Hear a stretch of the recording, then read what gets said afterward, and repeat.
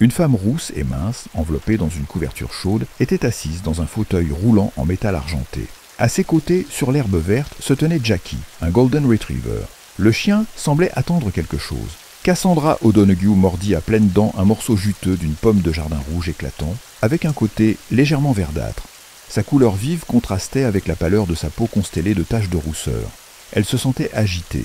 Ces derniers temps, elle rêvait constamment de son défunt mari, Anton. Il essayait de l'avertir de quelque chose en silence, mais elle ne parvenait pas à comprendre ce qu'il voulait lui dire.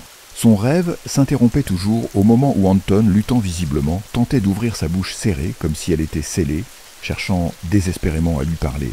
Dans ses songes, il la regardait simplement avec ses yeux clairs, aussi bleus que le ciel.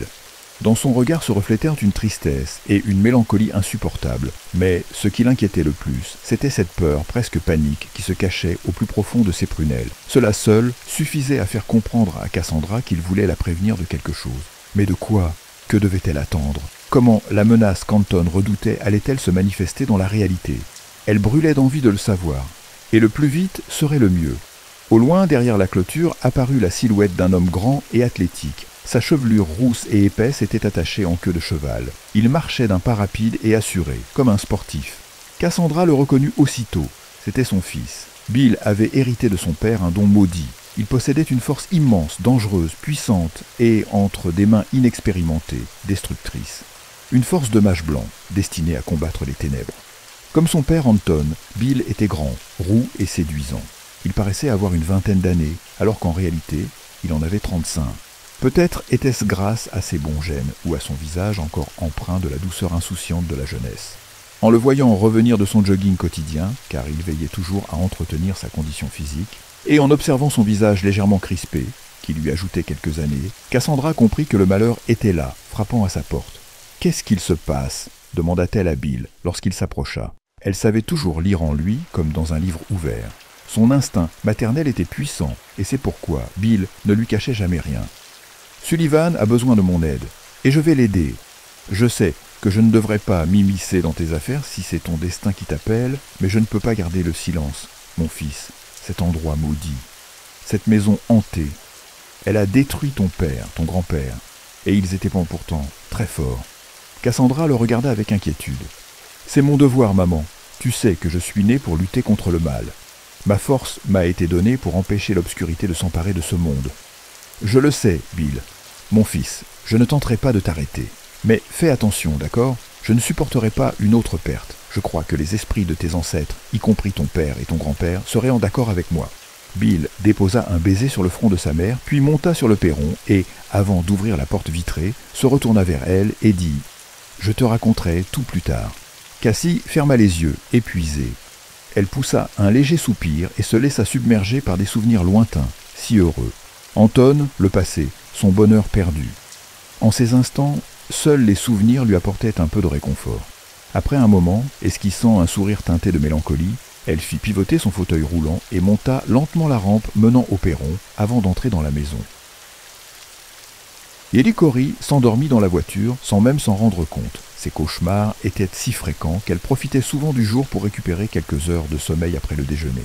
La voiture s'arrêta et Zarek, se tournant vers elle, se pencha légèrement et lui secoua doucement l'épaule en murmurant « Dormeuse, réveille-toi ». Sa voix était étonnamment douce. Corey, en s'éveillant, la confondit presque avec celle de Don qui hantait encore ses rêves.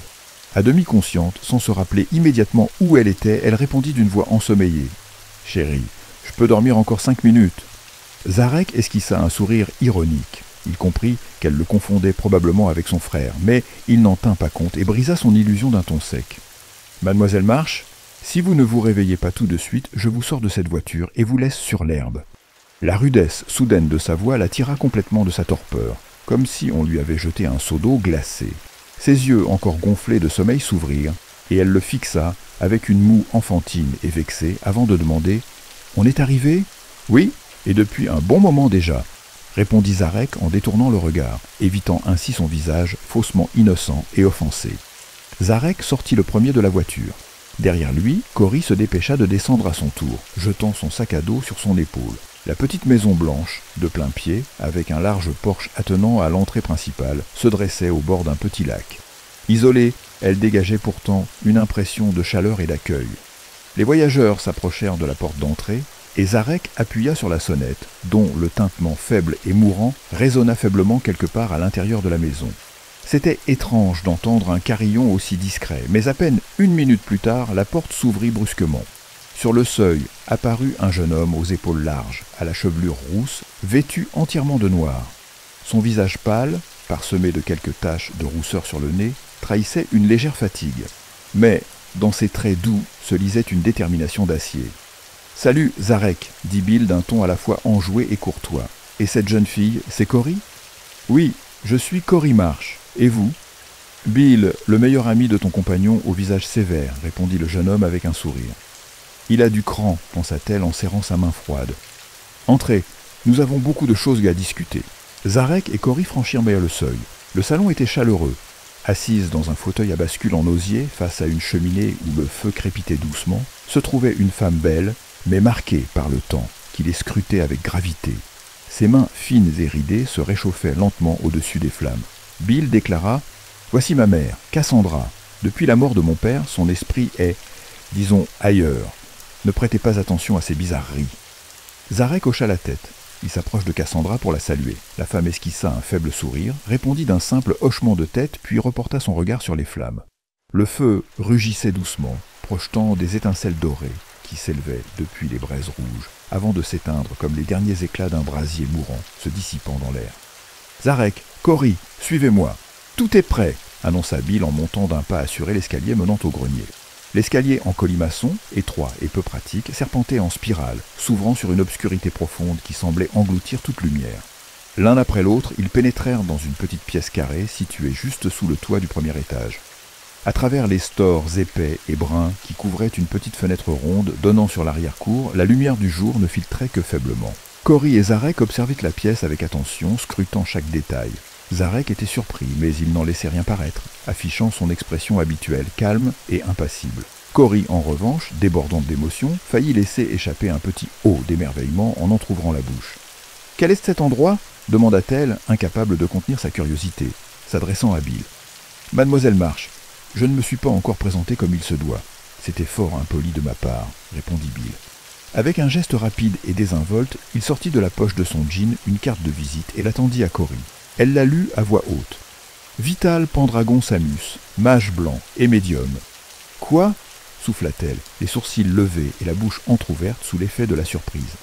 Sur la carte, en lettres noires et élégantes, figurait également un numéro de téléphone. « Alors, c'est vous, le célèbre Vital, qui participe anonymement aux émissions sur les phénomènes paranormaux. J'ai entendu parler de vous. Et comment comptez-vous m'aider ?» Zarek ne vous a rien expliqué. Zarek haussa les épaules avec indifférence, comme si tout ce qui se passait, ainsi que la question posée, était la chose la plus naturelle au monde et n'avait aucune importance. « Dans ce cas, je vais tout vous expliquer moi-même, » annonça Bill. « Cory, n'ayez pas peur. Mes méthodes n'ont jamais échoué. Je vais vous soumettre à une séance d'hypnose. C'est indolore et très efficace. » Cory se tendit visiblement, son visage pâlissant légèrement. « Ma chère, » poursuivit Bill d'un ton rassurant, « il ne faut pas craindre l'hypnose. Elle est utilisée par de nombreux thérapeutes et son efficacité est prouvée scientifiquement. Vous ne courez aucun risque. »« Crois-moi, Cory, » intervint Zarek. « Bill est le meilleur dans son domaine. Il a réussi à me convaincre, moi. Cela devrait déjà te dire beaucoup, non ?»« D'accord, vous m'avez convaincu, » répondit Cory. Elle connaissait bien Zarek, toujours si rationnel et sceptique. Zarek sourit, satisfait. « Très bien, » poursuivit Cory. « Monsieur O'Donoghue. Bill, faites ce que vous jugez nécessaire, du moment que cela m'aide à me souvenir de tout. Je suis prête. »« Commençons, » déclara Bill d'un ton qui, curieusement, manquait d'enthousiasme. Cela surprit Zarek, qui savait combien son ami appréciait ce genre de séance. Le mage s'approcha de la jeune femme et l'invita à s'asseoir dans un large fauteuil bordeaux placé au centre de cette étrange pièce, parfaitement carrée. Cory s'installa et s'enfonça légèrement dans le siège, qui était d'une douceur réconfortante, bien que volumineux, avec un dossier haut et étroit. Bill se plaça juste devant elle, tendit la main vers une étagère et attrapa un petit objet rond suspendu à une longue chaîne argentée. Il se tint droit face à Cory et, la fixant dans les yeux, il déclara d'une voix posée et lente « Cory, regarde le médaillon. Peu à peu, tes paupières vont devenir lourdes et tu sombreras dans un état de sommeil. En entendant ma voix, tu répondras à mes questions. Lorsque je compterai jusqu'à 3, tu te réveilleras et ouvriras les yeux. » La voix calme du mage apaisa Cory. Elle tomba en transe. Lentement, elle se laissa happer par son passé. L'hypnose lui permit de tout se remémorer et elle répondit aux questions, racontant à Bill tout ce qui s'était passé à cette époque où Don était mort. Bill écoutait attentivement, impassible en apparence, alors qu'au fond de lui, une tempête grondait. Zarek, quant à lui, avait du mal à garder son calme. Les mots de Cory lui donnaient la chair de poule. Il attendait avec impatience la fin de la séance pour exiger des explications de Bill. Que signifiait tout cela? Soudain, la lumière de la lampe murale se mit à vaciller. Un froid glacial envahit la pièce. Cory se convulsa brusquement, son visage se tordit de terreur, elle ouvrit grand la bouche et poussa un hurlement strident. Bill la sortit immédiatement du transe. Cory s'éveilla en sursaut, bondissant du fauteuil. « Qu'est-ce qui se passe » demanda-t-elle. « Ai-je dit quelque chose d'horrible » Bill porta un doigt à ses lèvres et chuchota « Chut, nous ne sommes pas seuls. Cory, Zarek, restez calmes, rapprochez-vous l'un de l'autre et tenez-vous par la main. » Cory hésita, incapable de faire le premier pas. Mais Zarek, fidèle à lui-même, préférant toujours l'action à la réflexion, s'avança sans attendre, attrapa sa main et la serra dans la sienne, la maintenant contre lui comme pour la protéger, instinctivement. Bill se mit à marcher lentement en cercle, comme s'il cherchait quelque chose, à l'écoute du silence oppressant qui vibrait autour d'eux. Puis, il attrapa sur une étagère un pot rempli de sel blanc, et, après l'avoir ouvert, il traça un cercle sur le sol en bois gris. « Bien » s'adressa-t-il au couple. « Entrez rapidement dans le cercle et n'en sortez sous aucun prétexte tant que je ne vous en aurai pas donné la permission. Et, Zarek » Calme Cory, elle est à deux doigts de céder à la panique. C'est la dernière chose dont nous avons besoin. Zarek, qui faisait entièrement confiance à Bill pour avoir déjà vécu ce genre d'expérience avec lui, n'hésita pas une seconde. Sans dire un mot, il prit Cory par le bras et l'entraîna à l'intérieur du cercle. Tous deux restèrent au centre de cette barrière invisible, attendant que Bill leur donne le signal de sortie. Pendant ce temps, Bill, toujours en mouvement, ouvrit une petite boîte recouverte de poussière. Il en sortit une étoile de David doré et une patte de lapin blanche, douce, suspendue à un anneau noir. Saisissant fermement ces objets, il se dirigea vers l'escalier et lança « Attendez-moi ici, je reviens tout de suite ». Lorsque sa chevelure rousse disparut dans l'encadrement de la porte, Zarek murmura « N'aie pas peur, Cory, tout ira bien ». « Je n'ai pas peur », murmura Cory, bien que sa voix trahisse un léger tremblement. Zarek poursuivit « Tu sais, après tout ce que tu as vécu, je te crois ». Cory planta aussitôt son regard furieux dans le sien. Ses yeux jaunes brillaient d'un éclat ardent, perçant Zarek d'une indignation féroce. « Comme toujours, Zarek, il te faut des preuves. Mais dis-moi, au moins, as-tu confiance en toi ?» demanda-t-elle sèchement. « Oui, j'ai confiance en moi et en quelques rares personnes. Et soit dit en passant, Bill en fait partie. Et moi? Suis-je l'une d'elles » voulut-elle lui demander, mais elle se retint. Le silence qui s'était installé fut brisé par le grincement des marches de bois usées. La jeune femme et Zarek levèrent les yeux et aperçurent Mocassandra. Elle montait lentement l'escalier, mais avec une détermination farouche. Des gouttes de sueur perlèrent sur son front sous l'effort. Une fois arrivée en haut, elle s'arrêta sur le seuil, redressa le menton et les épaules, puis balaya la pièce du regard avec une acuité saisissante, comme si elle distinguait quelque chose d'invisible aux yeux de Cory et Zarek. Ses paupières se plissèrent légèrement. Son regard se posa sur le fauteuil et elle déclara « Bill, mon fils, monte. Nous avons un invité, et pas n'importe lequel. C'est ton arrière-grand-père, Georgie. Il nous rend visite en personne. » Bill gravit aussitôt les marches, pénétra dans la pièce et étreignit sa mère. Le mage jeta un coup d'œil à Zarek et Cory, puis se tourna vers le fauteuil. « Sortez du cercle, le danger est passé. Nous allons maintenant parler à mon arrière-grand-père. » Zarek et Cory obéirent, venant se placer derrière Bill et Cassandra. Mère et fils joignirent leurs mains. Dès que leurs paumes se touchèrent, une intense vibration énergétique se répandit dans la pièce. L'air devint lourd, la lampe se mit à clignoter avant d'exploser dans un bruit sec, projetant des éclats de verre sur le sol. Dans le silence qui suivit, un vent glacé se mit à souffler autour du fauteuil, apportant avec lui un froid mordant. Sur la petite fenêtre, une couche de givre se forma aussitôt, recouvrant la vitre d'un épais voile de glace. Le souffle des présents devint visible, s'échappant en volutes blanches de leurs lèvres. Puis, le vent s'apaisa, et à côté du fauteuil, l'air se mit à scintiller d'une lueur bleutée, spectrale. Peu à peu, une silhouette se précisa dans cette étrange clarté. Bientôt, un homme grand se matérialisa devant eux. Il portait une redingote, des chausses et des bottes. Ses cheveux grisonnants encadraient un visage pâle marqué par l'âge, lui donnant l'apparence d'un homme d'une soixantaine d'années.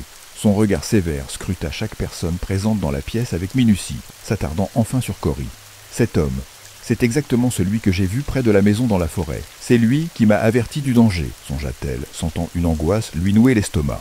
Comme s'il avait entendu ses pensées, l'homme ôta son chapeau et lui adressa un sourire. Ce simple geste adoucit son visage, dissipant une partie de sa dureté.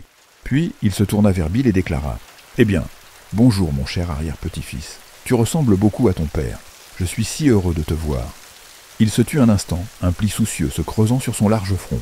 Ses yeux luisaient d'une lueur étrange. « Ne dites rien, le temps presse, elle me retient. Et ce n'est que grâce à cette jeune fille extraordinaire, ajouta-t-il en regardant Cory, que je suis ici. Je vais vous montrer tout ce que je peux. J'espère que cela vous sera utile. » Un halo de lumière se mit à émaner du vieil homme. Il devint de plus en plus intense, illuminant bientôt toute la pièce d'un éclat aveuglant. Puis, d'un seul coup, cette lumière les enveloppa tous, les plongeant dans un état de torpeur, un sommeil étrange, semblable à un profond songe. Leurs consciences quittèrent leur corps immobile, abandonnés dans le grenier pour être projetés loin dans le passé.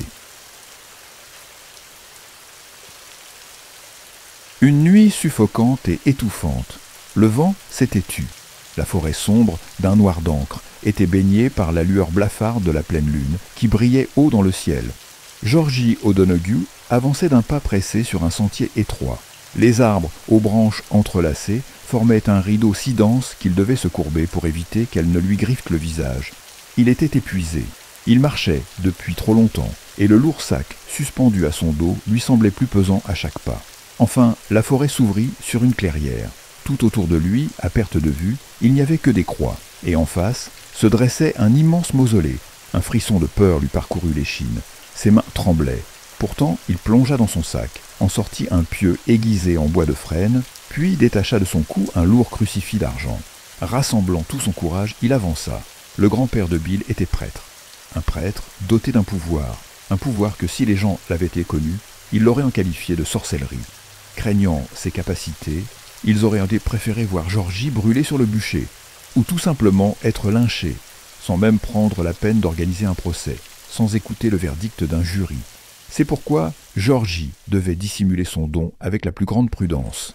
Mais en cet instant, il était seul, et seule sa force pouvait le sauver. Son pouvoir lui permettait de voir, de percevoir les pièges cachés, d'éviter les tombes envahies par la végétation, où de sombres gardiens dormaient un sommeil léger dans la pénombre. L'homme avançait prudemment, scrutant attentivement le sol, s'assurant de chaque pas. Il savait que le temps lui était compté, qu'il ne lui restait que cette nuit. Samantha était affaiblie, mais la créature infernale, elle, gagnait en puissance. S'il ne l'arrêtait pas, un grand mal se libérerait, semant la mort sur son passage. Un frisson d'épouvante le traversa, mais il continua, murmurant une prière entre ses lèvres. Il n'avait pas le choix. Il était le seul à pouvoir empêcher la catastrophe. Si seulement je n'étais pas seul. Mais mon fils est bien trop jeune pour m'aider, songea-t-il avec regret. La nuit précédente, une vision lui était apparue en rêve. Il y avait vu la vérité. La créature infernale, c'est-à-dire Samantha Hamilton, la fille du colonel, avait scellé un pacte avec le diable, devenant un vampire. La jeune fille, la plus belle du village, avait massacré sa propre famille avant d'ingérer une potion noire offerte par une sorcière à la peau sombre qui vivait dans les marais. Dans ce rêve, Georgie avait tout vu, à travers les yeux de Samantha. Il avait été témoin de l'horreur, sans pouvoir intervenir. La maison du colonel, la plus splendide du village, avait brûlé jusqu'aux fondations. Samantha avait disparu. Mais Georgie savait où la chercher. Il devait se rendre au mausolée. Quelque chose ne va pas, réfléchit le prêtre. Cette fille a tué un jeune apprenti forgeron. Son cadavre, gonflé et livide, a été découvert par un pêcheur, abandonné dans les buissons près du pont. La transformation était presque achevée. Le temps lui manquait. La vision s'effaça brusquement. Bill fut le premier à reprendre conscience. Il vit son arrière-grand-père se dissoudre lentement, son corps devenant de plus en plus translucide, jusqu'à disparaître complètement, laissant derrière lui une dernière lueur bleutée. Et seul un murmure, pareil à un souffle glacé, flotta dans l'air avant de s'évanouir en des mots distincts. « Je pars. Elle m'appelle. Bill, mon arrière-petit-fils, trouve le journal. Il t'aidera. » Bill voulut crier, appeler son aïeul, mais sa gorge était sèche et des larmes ruisselaient sur son visage. Il resta là, figé sous le choc jusqu'à ce que Zarek s'approche, pose une main sur son épaule et, lui tapotant doucement le dos, murmure « Bon, mon ami, qu'est-ce qu'on fait maintenant ?» Bill s'obligea à sourire, bien que son expression trahît encore l'émotion. On cherche le journal. Cory et Cassie, tremblantes et bouleversées par ce qu'elles venaient de vivre, pleuraient sans bouger. Les garçons durent les aider à descendre lentement l'escalier, puis les installer sur le canapé, leur servant du thé chaud et sucré pour les apaiser. Bill et Zarek, sans avoir besoin d'en discuter, prenaient en soin des deux jeunes femmes comme s'il s'agissait de proches retrouvés après une longue séparation, comme une famille réunie après un exil. Une fois qu'elles commencèrent à retrouver leur calme, Zarek prêta main forte à Bill dans sa recherche du journal. Bill descendit du grenier une vieille mallette bordeaux, couverte de poussière et de toiles d'araignée. Il l'ouvrit et en déversa le contenu sur le tapis persan, soigneusement entretenu. Les deux amis se mirent à fouiller dans une pile de papier jauni et de documents en tout genre. Zarek, allergique à la poussière, éternuait déjà. Il extirpa quelques cahiers minces qu'il prit soin d'essuyer avec un morceau de papier avant d'en feuilleter délicatement les pages fragiles. Plongé dans sa lecture, il s'efforçait de ne manquer aucun détail. Soudain, Bill se leva d'un bond, faisant sursauter Zarek, qui leva les yeux vers lui. Son ami était décoiffé, l'air fébrile, son visage trahissant une agitation grandissante. « Je crois que je l'ai trouvé. » Bill brandissait un imposant manuscrit, épais et massif, semblable à un vieux livre relié. Il l'ouvrit et se mit à lire. À mesure qu'il parcourait les lignes, son expression changea. Son enthousiasme laissa place à une gravité croissante. Son teint pâlit, mais dans son regard brillait désormais une résolution inébranlable. La curiosité de Zarek était immense. Il s'approcha de Bill, inclina légèrement la tête et se plongea lui aussi dans la lecture. Voici ce qu'il découvrit. À celui qui lira mon manuscrit, sache que je ne suis plus de ce monde. Mon âme maudite a été capturée par le Nosferatu et sans doute est désormais condamnée à le servir. J'ai échoué. Je n'ai pas réussi à anéantir complètement la créature. Moi, Georgie O'Donoghue, misérable et inutile mortel. Je n'ai fait que l'affaiblir, l'enchaînant avec le sort de la pleine lune. Mais ces terribles yeux félins, ils ont capturé ma volonté. Ma main tremblante s'est arrêtée. Je n'ai pas pu trancher sa magnifique tête, mais j'ai transpercé son cœur noir. Et pourtant, cela n'a pas suffi. C'est la fin. La créature a emporté mon âme. Il me reste un jour, puis je serai son serviteur. L'aube m'a permis de fuir, de rentrer chez moi. Mon esprit est encore clair, mais mes heures sont comptées. Ma main tremble, mes doigts s'engourdissent. Souviens-toi, toi qui lis ces dernières lignes, tranche sa tête, évite son regard et prends garde. M'entends-tu ? Prends garde à ses pièges. Le manuscrit s'arrêtait là. Bill leva les yeux vers Zarek. Ce dernier gardait le silence, visiblement déconcerté et profondément troublé. « Et maintenant ?» demanda Zarek d'un ton grave. Bill demeura silencieux un long moment, puis répondit d'une voix tranchante. « Maintenant que tu sais tout, tu dois comprendre que c'est une affaire de famille. C'est à moi de la régler. Je suis avec toi, quoi qu'il arrive. Quoi que nous ayons à affronter et à voir, je suis avec toi. Comprends-moi, j'ai besoin de voir de mes propres yeux que la créature qui a tué mon frère est morte. C'est mon devoir. » Cory, qui avait entendu leur échange, se leva brusquement du canapé et s'approcha d'eux. Agitant les mains devant leur visage pour capter leur attention, elle déclara « Hé les gars, vous m'avez oublié, je suis de la partie. Vous n'irez nulle part sans moi, c'est clair ?»« Cory, écoute !» commencèrent Bill et Zarek à l'unisson. « Non, et c'est non !» les coupa-t-elle immédiatement, les empêchant de poursuivre. « J'ai pris ma décision. » Bill la saisit par les épaules et planta son regard dans le sien. Ses yeux jaunes, pareils à ceux d'un cerf, brillaient d'un éclat têtu. « Chérie, tu es devenue folle. Tu tiens tant que ça à mourir ? C'est comme jouer à la roulette russe. Ici, soit tu as de la chance, soit tu n'en as pas. Comprends bien que Zarek et moi risquons de ne jamais revenir. Mais cette créature doit être arrêtée. Maintenant, écoute-moi bien, toi !» hurla Cory, rouge de colère et profondément blessé. « J'aimais Don et je l'aime toujours. Et ce n'est pas toi qui vas décider de ce que je dois faire. Tu n'es personne pour moi. Tu n'es pas mon père. Ma vie m'appartient, alors j'irai. Et que cette créature supplie pour sa vie. Car moi, Cory March, je la traquerai jusqu'à l'enfer s'il le faut. Et je ne reviendrai que lorsqu'elle sera morte. » Elle tremblait. Elle crachait ses mots avec rage. Ses yeux brillaient d'une flamme sauvage et inébranlable. Bill et Zarek comprirent alors qu'il était inutile d'insister. « Très bien, dit Bill. Équipe, on prépare les affaires. Ensuite, on fait l'inventaire et on passe à l'action. » Les 2 heures suivantes passèrent, comme 2 minutes. Bill dressa la liste de tout ce qui était indispensable, et tous trois parcoururent de la maison, le grenier et la cave, rassemblant l'équipement nécessaire. Ils accumulèrent une impressionnante quantité d'objets. Sur le tapis s'étalait un amoncellement de choses si diverses et étranges que la pièce ressemblait à un curieux mélange entre le laboratoire d'un alchimiste du siècle dernier et l'atelier d'un savant fou échappé d'un asile, sur le point d'achever une expérience insensée. Lorsque le soleil disparut derrière l'horizon, Cory, Zarek et Bill étaient prêts pour la chasse. La nuit tomba, plongeant la maison, le lac et la voiture dans l'obscurité. Lourdement chargés, les trois compagnons quittèrent le confort rassurant du foyer.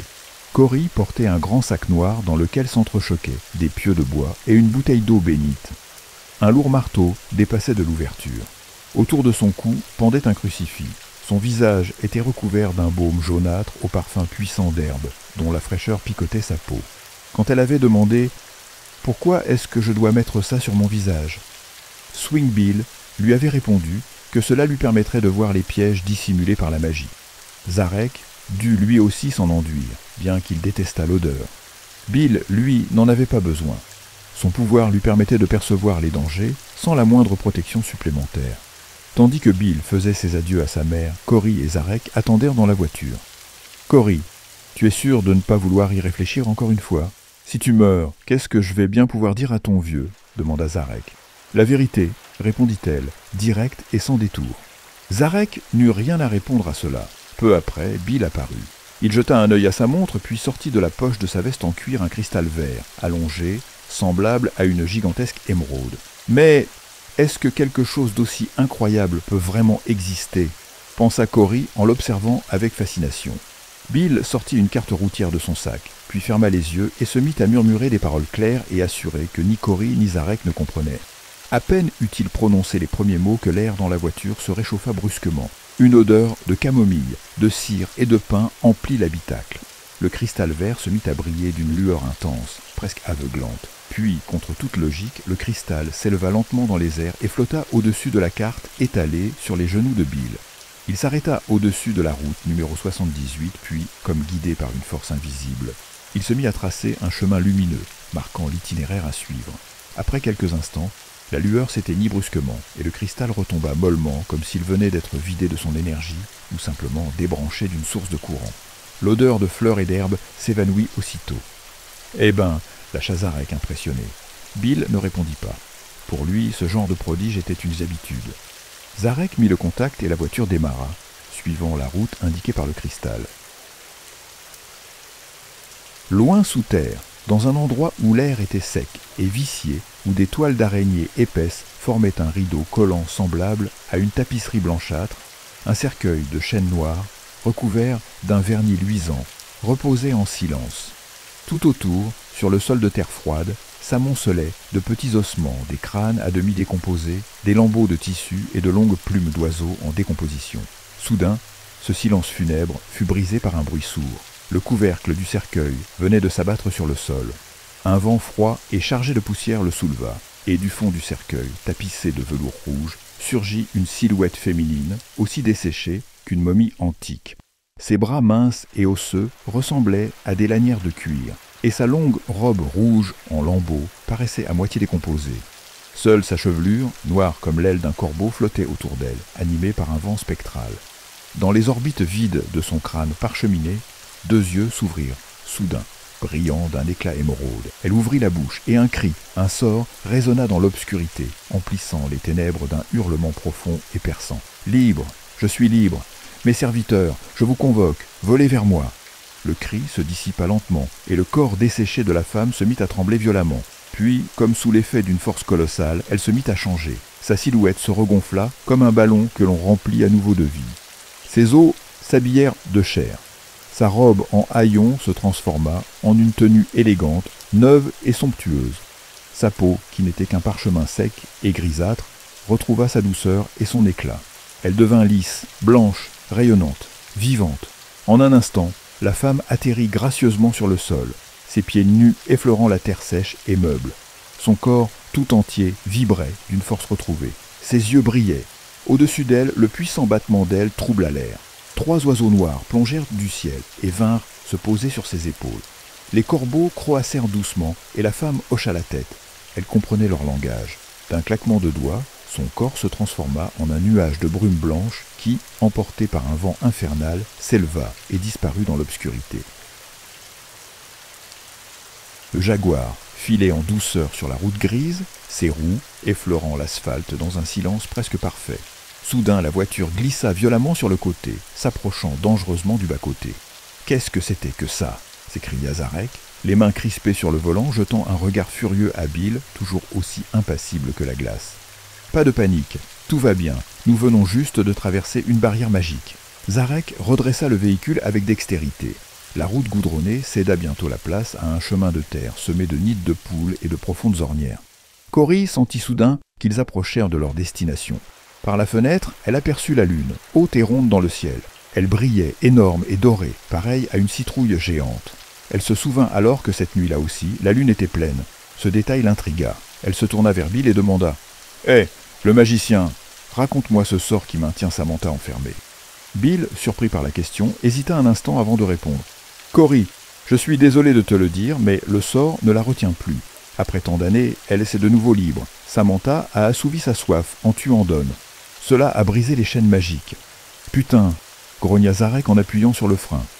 Et tu ne pouvais pas nous prévenir avant, Bill. Qu'est-ce qu'on fait maintenant? Qu'est-ce qui l'empêcherait de partir ailleurs et de se remettre à chasser? Je pense, répondit Bill, d'une voix basse mais chargée de colère, que même si je vous l'avais dit plus tôt, cela n'aurait rien changé. Mais une chose est sûre, Samantha n'a pas encore quitté sa tanière. La terre la retient. Le sang versé sur elle a aussi son propre pouvoir. Alors, une fois arrivé, je vais vous demander, à toi, Zarek, et à toi, mademoiselle Marsh, d'attendre patiemment dans la voiture. Je m'occupe de ça, et vous resterez en sécurité. Hors de question, intervint Zarek. On ne te laissera pas y aller seul. Tu as oublié ce qui est arrivé à ton arrière-grand-père. Je te le rappelle, il était seul. Nous sommes une équipe où tu as changé d'avis. Très bien, merde, on ira ensemble. Mais à une seule condition. Vous ferez exactement ce que je vous dis, sans improviser. C'est clair? Oui, chef, répondit Cory avec enthousiasme, échangeant un regard avec Zarek. Curieusement, ils se comprirent sans un mot. Bien, nous y sommes. Tu vois ce pin tordu? Dit Bill. Je le vois, répondit Zarek. C'est là que tu arrêteras la voiture. Sachez qu'au pied de ce pin se termine la zone sûre et commence à s'éterre. On laissera la voiture ici et on continuera à pied. Cory commence à préparer le matériel. Zarek, garde le phare prêt. Arrêtant la voiture près du pin, les trois voyageurs sortirent de l'habitacle protecteur du véhicule à l'unisson et, chargés du nécessaire, s'enfoncèrent dans la forêt sombre et menaçante. Pendant ce temps, Cassandra était assise près de la cheminée. Les flammes vacillaient, projetant des reflets dorés sur son visage. Elle avait froid et une profonde inquiétude s'était installée dans son cœur. Elle resserra autour d'elle sa chaude couverture de laine. La seule lumière allumée dans la maison était celle du salon. Dehors, le vent hurlait tel un animal blessé, annonçant la pluie et un brusque changement de temps. Cassandra pensait à son fils. L'inquiétude qu'elle ressentait pour lui était un nœud glacé dans sa gorge. « Je ne peux pas continuer ainsi », pensa-t-elle en se levant prudemment de son fauteuil, bien que l'effort lui arrachât une vive douleur dans le dos. S'emparant de son bâton de bois, elle avança lentement, s'y appuyant lourdement, en direction de la cuisine. Elle s'apprêtait à se préparer un café, avec une goutte de brandy pour apaiser un peu l'angoisse qui pesait sur son cœur. Tandis qu'elle avançait lentement sur le tapis épais qui recouvrait le sol du couloir, quelque chose attira soudainement son regard vers la fenêtre.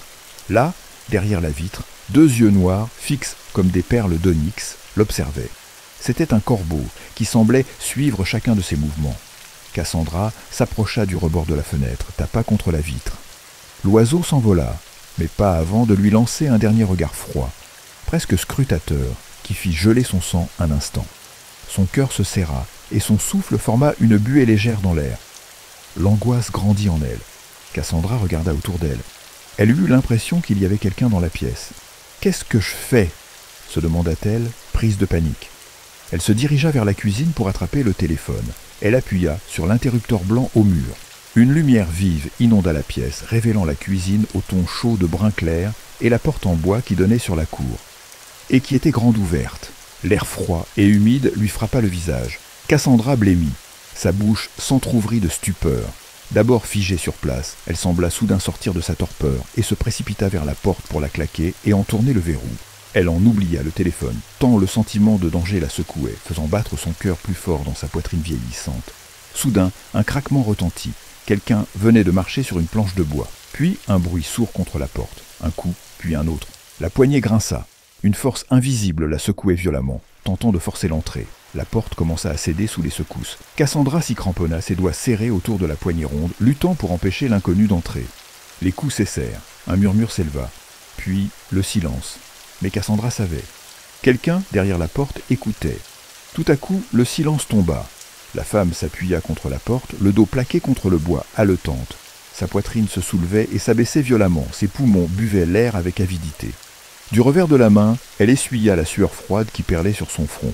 Son regard erra au hasard jusqu'à la fenêtre.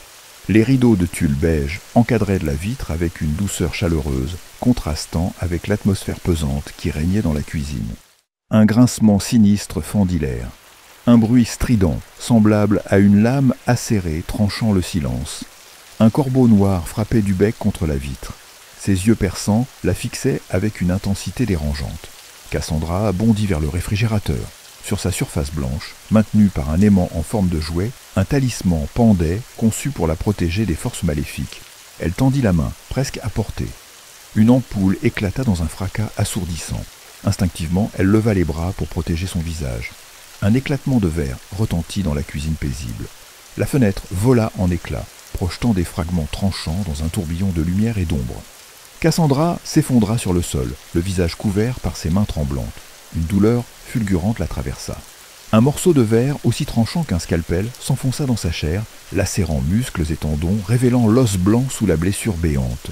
Dans l'obscurité qui envahissait son esprit, son cœur se serra, comprimé par la panique et la peur. Sa conscience se fragmenta en un chaos insondable. Cassandra, figée par le choc, ne sentait plus son corps. Elle était devenue une poupée, spectatrice impuissante de son propre destin. Un battement d'ailes lourd et précipité emplit la pièce. Des volatiles s'approchèrent de son visage. Une odeur âcre, un mélange de plumes putréfiées et de chair en décomposition, satura ses narines, lui arrachant un haut le cœur.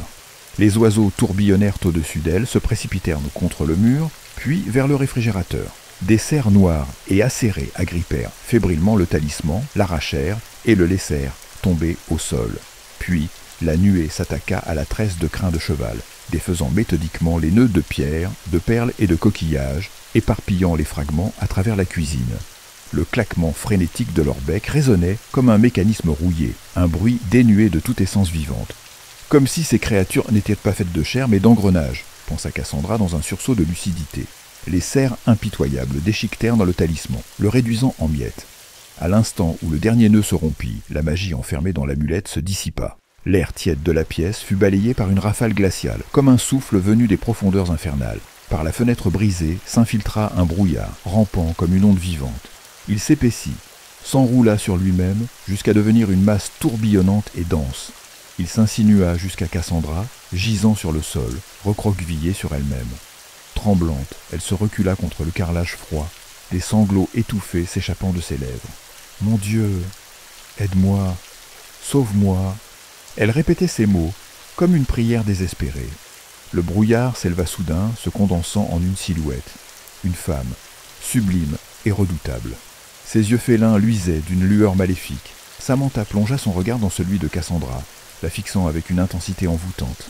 Ses prunelles brûlaient d'un éclat hypnotique, arrachant à sa victime ses ultimes fragments de volonté.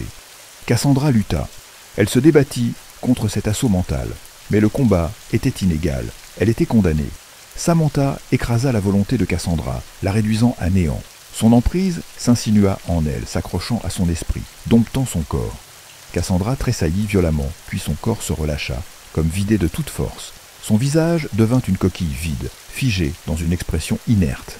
Un filet de salive coula lentement de la commissure de ses lèvres sèches, traçant une ligne sur son menton avant de glisser le long de son cou. Samantha sourit. Elle avait obtenu ce qu'elle cherchait. Elle était arrivée trop tard. Le descendant de Georgie lui avait devancé de quelques heures à peine, mais cela n'avait plus d'importance. « Peu importe, murmura-t-elle. Mon pouvoir est enfin revenu, et le goût de la vengeance n'en est que plus exquis. Je me repèterai de leur sang. » Un éclat de rage traversa son regard. Même cette revanche ne pourra effacer les années passées enfermées sous terre, années de silence, années de solitude. Sa voix n'était plus qu'un murmure vénéneux. La famille O'Donoghue paiera pour tout, et la première à mourir sera cette vieille rousse. Leur mère. Elle tourna lentement la tête vers Cassandra, toujours prostrée sur le sol. Approche. Cassandra obéit sans hésitation, se redressant avec la docilité d'un chien obéissant à son maître. À genoux, misérable. Sans la moindre conscience de ses blessures, sans sentir le sang qui imbibait ses vêtements, Cassandra s'effondra au sol. Samantha effleura la peau pâle de son cou du bout des doigts, ses ongles effilés caressant sa chair fragile. Puis elle pressa légèrement. De fines perles de sang jaillirent en sous ses griffes. D'un geste lent, elle recueillit une goutte sur son index, l'approcha de ses lèvres. et la goûta. « Ce n'est pas mal », pensa-t-elle avant de détacher la tête de Cassandra d'un geste rapide, la lançant directement sur la table de cuisine. Le sang jaillit en un flot rouge et brillant, éclaboussant le cou mutilé. Samantha se métamorphosa de nouveau en un chat blanc comme neige. Le félin s'approcha du corps de la femme et commença à lécher le sang brûlant et chaud de son cou, sa langue rugueuse et rose s'imprégnant de la chaleur. Après s'être rassasié, le chat ronronna, se lécha les moustaches, puis sauta par la fenêtre, juste au moment où le téléphone se mit à sonner d'un carrefour insistant. Le faible faisceau des lampes de poche peinait à percer la nuit dense qui semblait figée dans le temps. « Que se passe-t-il ici » demanda Zarek lorsque sa lampe de poche clignota puis s'éteignit. « Des sorts de protection, ou un manteau d'invisibilité, » expliqua Bill en montrant un tronc d'arbre épais couvert de marques. « Tu vois ces symboles. Ici commence la frontière, et les protections sont très fortes. » Soudain, Bill s'arrêta. Une douleur aiguë transperça son cœur. Pendant un instant, il eut l'impression que son cœur s'arrêtait, puis il se remit à battre. « Que se passe-t-il » demandèrent Zarek et Cory en même temps. « Je ne sais pas, » répondit Bill. « J'ai la sensation que quelque chose de grave est arrivé à maman. » Bill sortit un téléphone portable fin de sa poche. Il composa le numéro de la maison. Le signal sonna plusieurs fois, puis l'appareil crépita et se coupa. « Allons-y, » ordonna Bill d'un ton ferme. « Restez vigilants. Si vous voyez quelque chose de suspect, il vaut mieux l'encercler. » « Et qu'en est-il de Cassandra? Elle est en danger ?» demanda Cory, inquiet. « Si c'est le cas, » répondit Bill avec amertume, « nous ne pourrons plus rien pour elle. » Les trois pénétrèrent dans la forêt. Il faisait si sombre qu'ils peinaient à discerner où ils marchaient. Seul Bill semblait bien s'orienter dans l'obscurité, grâce à sa vision aiguisée de magicien. Il ne se contentait pas de voir, il ressentait aussi la nuit et la magie qui y résidait. L'obscurité était vivante, des milliers d'yeux affamés et vigilants y résidaient. Bill savait que si on les perturbait ou les touchait, ils se réveilleraient, et alors le danger serait inévitable. Cory et Zarek apercevaient une lueur étrange, de fils argentés et transparents, comme une fibre éclatante avec de petites sphères d'un éclat rose. Cory regarda Zarek et lui demanda « Tu vois la même chose que moi ?»« Oui, » murmura Zarek. Bill expliqua « Ce sont les yeux de la nuit, ils servent de l'obscurité. Ils dorment tant qu'on ne les dérange pas, mais si tu touches l'un de ces fils, considère-toi comme mort. » Après ces mots, Cory scrutait encore plus attentivement les alentours et le sol. Zarek restait également sur ses gardes, observant des fleurs qui semblaient briller comme une brume multicolore. Soudain, leurs pétales gris, denses, s'ouvrirent, et Zarek jura avoir vu, à l'intérieur de la fleur, un œil spectral cligner, un point pupille qui luisait faiblement. Un profond frisson envahit Zarek. Son cœur battait fort. Il avait un goût amer dans la bouche et ressentait le besoin de déglutir, de tout abandonner et de fuir. « Non, bon sang !» pensa Zarek, serrant le poing. « Je n'ai jamais laissé la peur me dominer, et cette fois-ci ne fera pas exception. » Le jeune homme avait toujours surmonté ses peurs et phobies. Il avait vaincu sa peur du vide en sautant en parachute. Sa terreur des araignées avait disparu après avoir tenu des insectes vivants dans ses mains. Et bien d'autres choses encore qu'il avait dû accomplir pour vivre sans crainte et continuer à avancer avec courage. Zarek avait de quoi être fier de lui. Bill posa une main sur son épaule et murmura « Ne les regarde pas, ces fleurs sont dangereuses. Elles perturbent l'esprit, créant des illusions difficiles à distinguer de la réalité. Ces fleurs peuvent rendre réelles les pires de nos peurs. C'est ainsi qu'elles rendent leurs victimes folles, avant de dévorer leur âme tourmentée. »« Oui, c'est un putain de chaos !» murmura Zarek, détournant les yeux des fleurs et suivant Bill. Un peu plus loin, ils trouvèrent une clairière, nue et dévastée. La terre noire effrayée par son vide.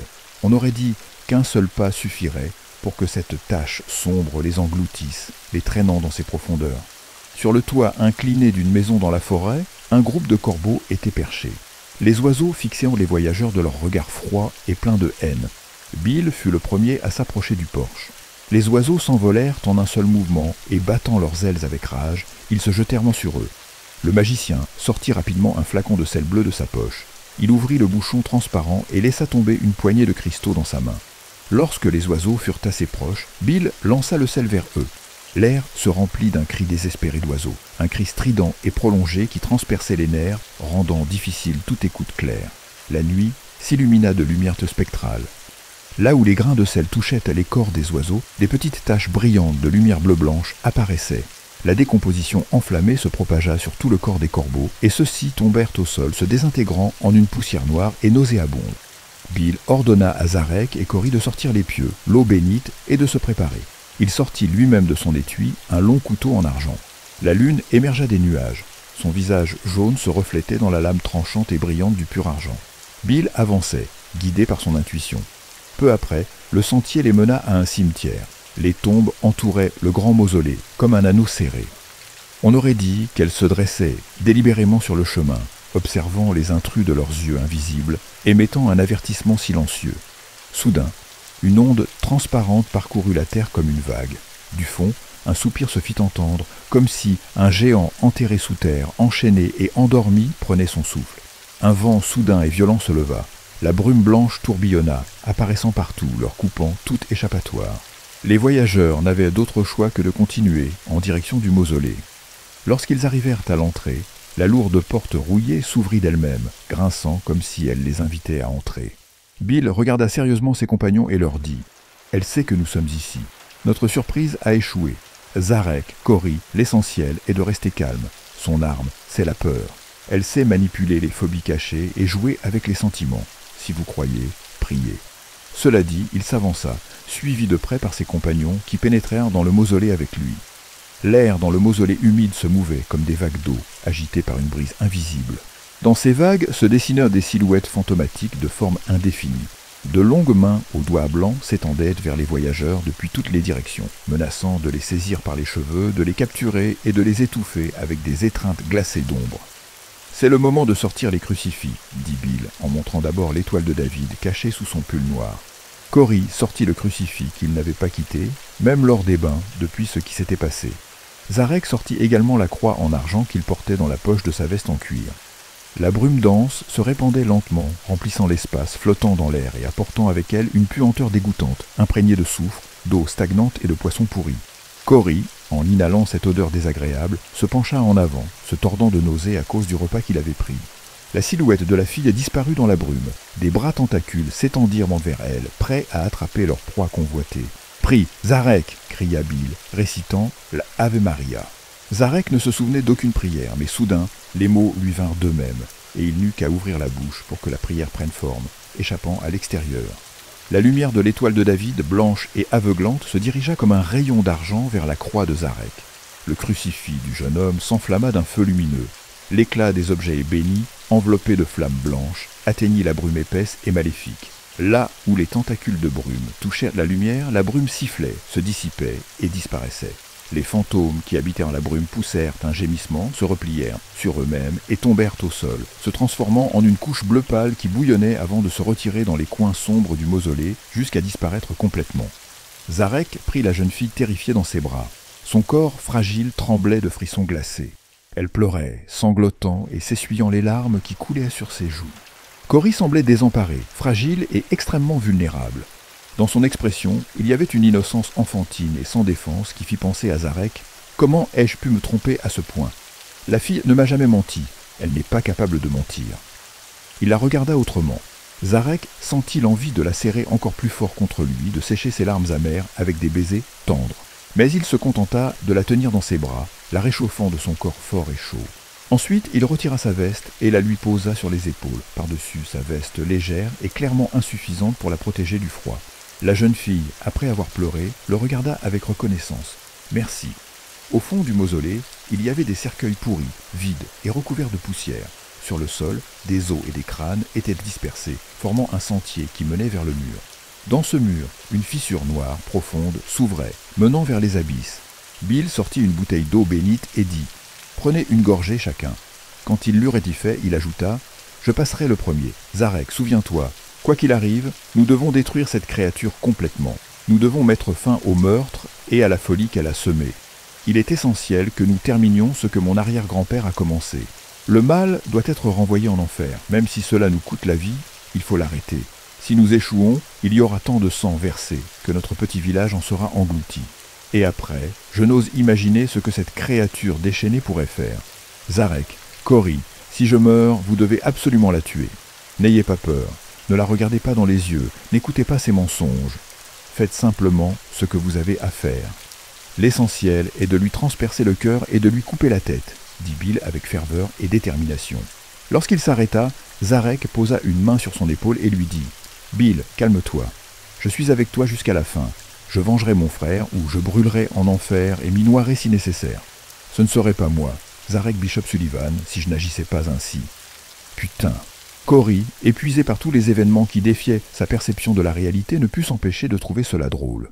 Alors, le deuxième prénom de Zarek est Bishop. Je comprends maintenant pourquoi il le gardait secret. La jeune fille retint de justesse un rire nerveux, qui, si elle ne l'arrêtait pas, risquait de se transformer rapidement en une crise de hystérie, et c'était la dernière chose dont elle avait besoin à cet instant. Cory prit une profonde inspiration, tentant de calmer les battements fous de son cœur et de retrouver son calme. Bill fut le premier à descendre par l'ouverture. Les lanternes s'éteignirent. La lumière cessa de fonctionner. Bill savait que les sorts avaient éteint le champ électrique. Le magicien pouvait voir dans l'obscurité, s'orientant plutôt bien. Toutes les couleurs devenaient en grise ou émettaient une faible lueur si elles portèrent la marque de la magie. Dans la longue cavité souterraine, il y avait 2 sarcophages. Le plafond haut était entièrement recouvert de toiles d'araignée. Dans les fissures des murs de pierre pendaient des chauves-souris tête en bas. Les sarcophages étaient vieux et sales. Sur leur surface, autrefois lisse, désormais recouverte de fientes et de plumes, on distinguait à peine les contours d'une sculpture complexe. « Lequel est celui de la créature » demanda Cory à voix basse. Bill n'eut pas le temps de répondre, car le couvercle du sarcophage près du mur s'ouvrit avec un fracas, tombant au sol. Une silhouette grande et élancée jaillit du sarcophage. « Cory, ma chère, tu m'as tellement manqué » dit doucement Don Sullivan, vêtu d'une tunique de bas et de bottes hautes, comme s'il avait emprunté des vêtements d'un autre siècle. Ses cheveux étaient recoiffés en arrière, légèrement plus clairs, avec une jolie boucle. Don Sullivan souriait. Ses yeux brillaient d'un feu rouge qui illuminait son visage pâle. Le regard du Nosferatu attrape les yeux jaunes de Cory. La jeune fille resta paralysée. Son corps ne répondait plus. Mais à l'intérieur d'elle, elle comprenait qu'elle venait de tomber dans un piège. Son esprit hurlait, mais son maudit corps ne réagissait pas, pétrifié par le choc. En un instant, Don fut à ses côtés. Sa main, blanche comme de la craie, s'approcha de son visage. La créature qui avait été Don siffla, montrant ses crocs acérés depuis sa bouche entr'ouverte. « Ma chère, quelle joie que tu sois venue !» Zarek se lança sur son frère, brandissant un pieu en frêne, visant directement son cœur. « Frère, dit Don, tu ne me reconnais pas? Je suis revenu. » Zarek n'eut pas le temps de planter le pieu dans le cœur de son frère, car celui-ci se déplaçait à une vitesse folle et esquiva l'attaque. Zarek, ayant mal calculé ses forces, frappa le pieu contre le mur. Don, qui tenait Cory d'une main, lui murmura « Dors, dors !» Sa langue serpentine sortit de sa bouche fine, visant Zarek. Puis, Don éclata d'un rire sinistre. Le frère mort se mouvait tellement vite que Zarek n'arrivait presque pas à le suivre du regard. Les mains froides et puissantes de Don s'enroulèrent autour des épaules de Zarek. Zarek se tordait comme un lion enragé, tentant de se libérer des griffes du mort. Mais ses efforts et ses coups n'avaient aucun effet sur Don. « Maudit sois-tu » cria Zarek tandis que Don le poussait contre le mur. « Je suis déjà maudit » répondit le cadavre. Don ouvrit sa bouche grandement, prêt à mordre le cou de Zarek. L'haleine fétide de Don, sentant la putréfaction, le poisson pourri et le sang oxydé, frappa Zarek de plein fouet. Zarek rassembla ses dernières forces, les concentrant dans un coup de tête qui s'écrasa sur le pont de nez de Don. La pression du monstre se relâcha un instant. Zarek continua à lutter contre le mort, tentant désespérément de sauver sa vie. Pendant ce temps, Bill, qui tentait d'aider Cory et Zarek, sortit la bouteille d'eau bénite et l'ouvrit pour asperger la créature dégoûtante. Mais au moment où il lança la bouteille, le froid insupportable l'empêcha de viser correctement et la bouteille s'écrasa contre le mur. Elle se brisa. Une seule goutte toucha la paume de la bête. La chair morte siffla, se désintégrant, ce qui fit que Samantha recula un instant avant de se ressaisir et, avec rage, de croiser le regard de Bill. Leurs yeux se rencontrèrent et une bataille de volonté s'engagea. L'esprit du magicien se figea dans la glace, tandis que la conscience du monstre se transformait en un lac sombre. Au début, leurs forces semblaient en égales, mais soudain, la vampire utilisa un pouvoir caché. Elle changea la scène dans l'esprit de Bill, l'immergeant dans son passé, lui montrant les souvenirs de la douloureuse mort de Cassandra et de comment elle, Samantha, se baignait dans son sang. La vision fit se tordre le cœur de Bill, la douleur fit naître des larmes, et le jeune homme perdit le contrôle. Cela suffit pour que Samantha subjugue sa conscience de sa volonté. Elle saisit son esprit, prit le contrôle de son corps, ne laissant qu'un petit fragment de sa conscience pour qu'il puisse être témoin de la proximité de sa mort. Les pensées de Samantha s'immiscèrent dans l'esprit de Bill.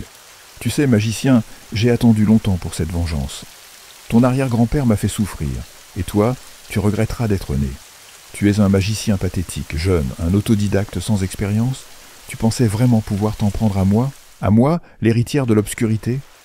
Tu verras comment tes amis mourront un par un, et toi peut-être tu deviendras mon serviteur, un chien léchant mes pieds. Tu te traîneras devant moi à genoux. » Samantha caressa ses cheveux tout en continuant à murmurer « Tu vas aimer ça, je te le promets, mon doux. » Zarek vit Cory étendu au sol. Il rassembla ses dernières forces amplifiées par la colère de la mort de son frère et la rage des erreurs qu'il ne pouvait plus corriger. Dans un cri désespéré, il projeta Don au sol et, d'un coup précis, enfonça le pieu dans son cœur mort. Le corps de Don resta immobile, brillant d'une lueur bleuâtre, avant de disparaître. Et un murmure parvint à Zarek, un écho doux comme le vent. « Merci, frère !» Zarek éclata en sanglots.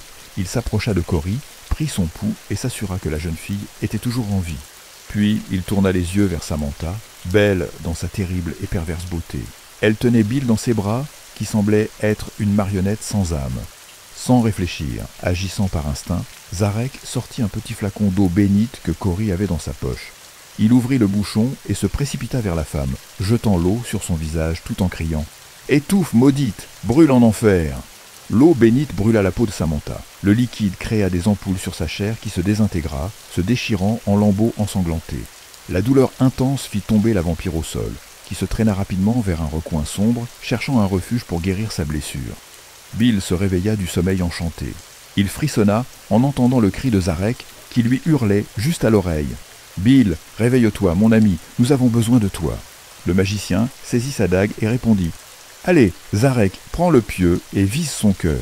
Je m'occuperai de sa tête. » Sans un mot de plus, les deux coururent vers Samantha qui gisait près du mur dans une mare de sang noir. Le corps de la vampire se tordait et ses griffes déchiraient le sol. Sa bouche rouge s'ouvrait, ses crocs claquant de rage. Il ne restait plus de la beauté de Samantha que des traces. Son crâne présentait des taches bleuâtres et sa peau s'était détachée par morceaux, exposant des muscles sans vie. Un œil de Samantha était sorti de son orbite et dans le vide, une masse grise et visqueuse se tordait. En voyant les garçons, la créature se coucha le visage avec ses mains comme pour se cacher. Elle siffla. « S'il vous plaît, ayez pitié. Je vous donnerai tout ce dont vous avez jamais rêvé. De l'argent, du pouvoir, l'immortalité. Tout. » « Ne l'écoute pas, murmura Bill. Mais Zarek n'avait pas besoin d'avertissement. Il avait vu la vraie nature de Samantha. Il l'avait vue clairement, son essence pourrie, son âme noire et vile. La ruse et l'hypocrisie se reflétèrent dans chacun de ses traits, tels une serpent prête à attaquer. Samantha sentait la putréfaction d'une tombe ouverte, l'odeur de la décomposition. Pour Zarek, ce qu'il avait vu suffisait, bien plus que ce qu'il pourrait supporter pour le reste de sa vie. Et il devait encore venger son frère. Il se précipita en avant et enfonça le pieu de frêne directement dans le cœur noir de Samantha. Le pieu traversa sa poitrine dans un bruit doux, comme une pomme pourrie écrasée. L'odeur s'intensifia. Du sang rouge vif jaillit de la bouche de Samantha. Bill la frappa au cou, puis donna un autre coup avec le couteau, jusqu'à ce que la tête de Samantha tombe sur le sol sombre de la caverne. En un instant, la peau de la créature devint grise, se fanant avant de se désintégrer en poussière. Et là où les cendres touchèrent la terre, l'air s'illumina, la terre trembla. Les murs se couvrirent de petites fissures, et tout commença à vibrer et à secouer. « Fuyons !» cria Bill. Zarek souleva Cory dans ses bras avec aisance, comme s'il s'agissait d'une enfant. Les chasseurs coururent vers l'ouverture, cherchant à sortir à la surface sans se retourner, jusqu'à ce qu'ils laissent derrière eux le mausolée sinistre, la tombe du monstre. Ce n'est qu'alors qu'ils s'arrêtèrent pour reprendre leur souffle et se retournèrent. Ils virent comment les murs s'effondraient, comment la demeure de l'ombre s'effondrait, et des profondeurs, un rayon lumineux brillant s'éleva vers le ciel. Il illumina la nuit qui s'effaçait, puis disparut. Un murmure du vent porta des paroles, et Bill reconnut la voix de son arrière-grand-père. Libéré. Enfin, libéré. Les amis, éclairés par les premiers rayons du soleil, avancèrent lentement vers la route. La forêt n'était plus sombre. Le chemin de terre avait retrouvé son aspect de route solide. Fatigués, épuisés et couverts de boue, les voyageurs s'assirent dans la voiture. « Quels sont tes projets » demanda Zarek à Bill. « Je ne sais pas » répondit le jeune homme. « Maintenant, je veux juste dormir, et ensuite la vie décidera. Et toi ?»« Je ne sais pas non plus. Je suppose que je vais juste continuer à vivre. C'est l'essentiel. Si un jour tu as besoin de parler, appelle-moi. Je répondrai à toutes tes questions. »« Je tiendrai compte de ça » répondit Zarek. Le jaguar démarra doucement. Le soleil dorait le bitume gris et uniforme. La nuit était partie, emportant avec elle tous ses mystères. Un jour nouveau et clair avait apporté la lumière tant attendue, illuminée par la victoire du bien. Les amis avaient en se gagné cette bataille. Mais ce jour n'était qu'une pause. Et ce qui viendrait ensuite, personne ne le savait, peut-être seulement Dieu. Zarek comprit que, s'il existe l'obscurité, il existe aussi la lumière. Le mal est réel, ce qui signifie que la vie n'est pas aussi simple qu'elle en a l'air au premier abord. Et il comprit aussi qu'il s'était trompé. Surtout dans son attitude envers cette fragile jeune fille, mademoiselle Cory March. Zarek décida qu'il ferait tout ce qui était en son pouvoir pour obtenir son pardon. Ce n'est qu'alors qu'il pourrait dormir en paix. La voiture accéléra et disparut au détour du virage. Sur le panneau frappé par un vent violent, on pouvait lire « Flore de Hazard, 8000 ».